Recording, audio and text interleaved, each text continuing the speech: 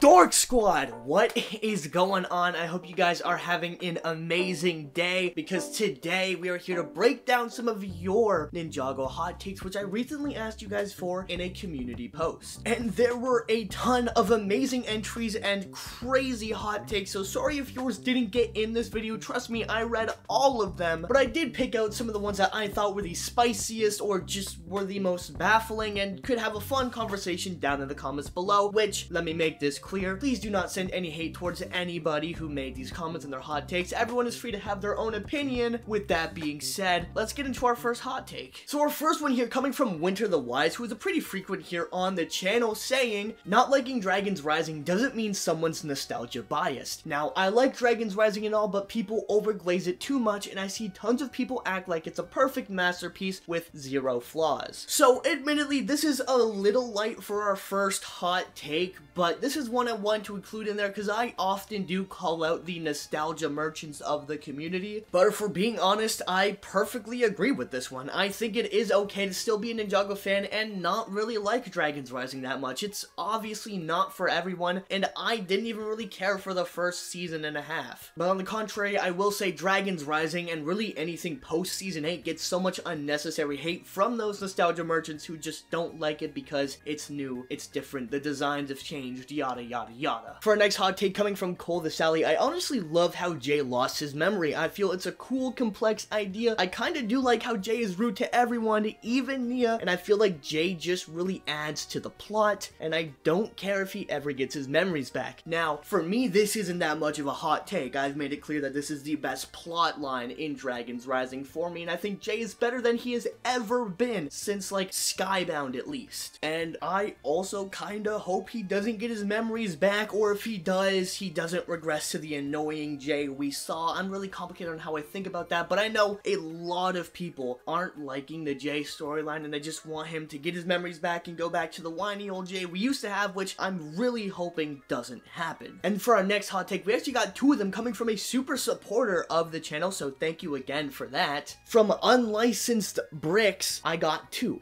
Moro is not Moro in Dragons Rising Season 3 Part 2. He is departed soul. The real Moro has been possessing Cole since crystallized.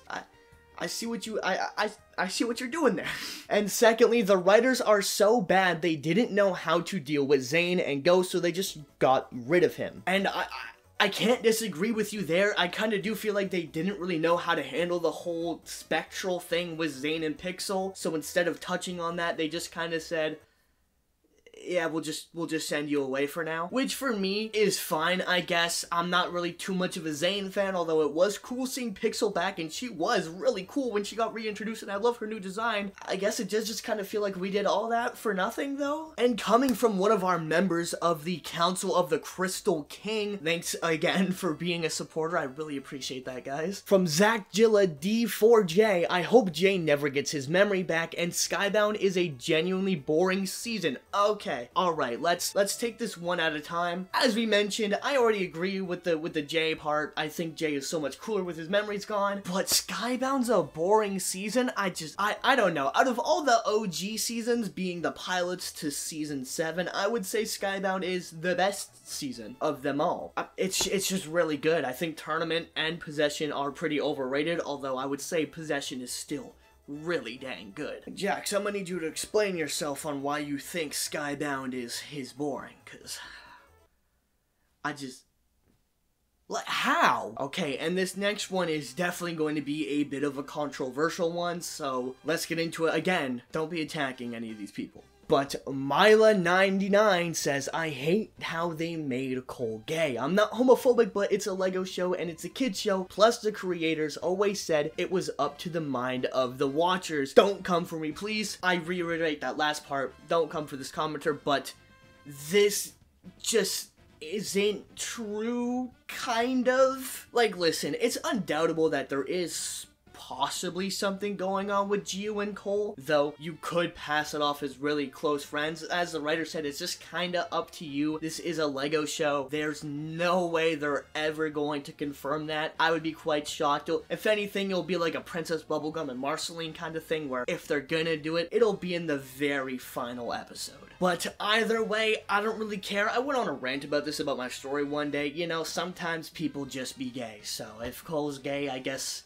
you know, with there being 6 of them, I guess it kind of maths out that one of them would be gay.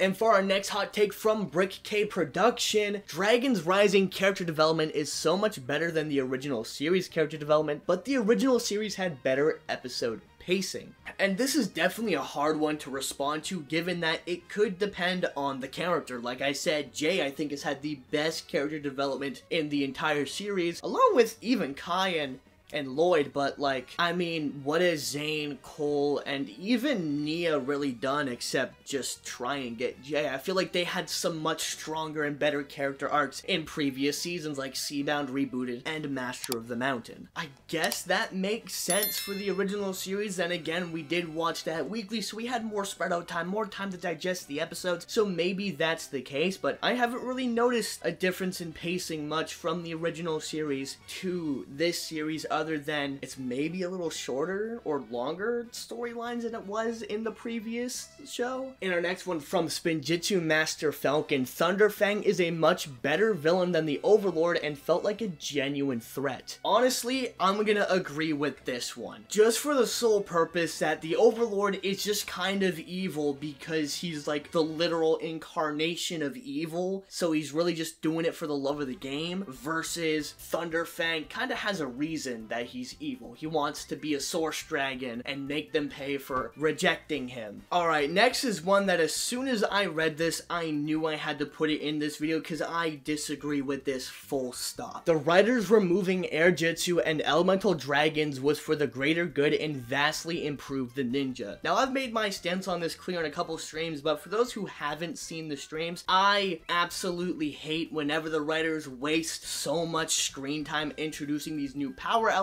like air jitsu, the elemental dragons. I think that's it. I might be forgetting some other ones. Just the point is, I hate when the writers remove things from the ninja to nerf them and make them less powerful. I feel like that is really hindering the quality and the level and the scale of the fights we can get. Like, imagine if the ninja had air jitsu and elemental dragons and all this stuff still in Dragon's Rising and they were just super overpowered. That wouldn't mean they're gonna win every fight. No, it just means let's introduce even more powerful villains than the ninja and have crazier and crazier fights until we're on some anime level fights.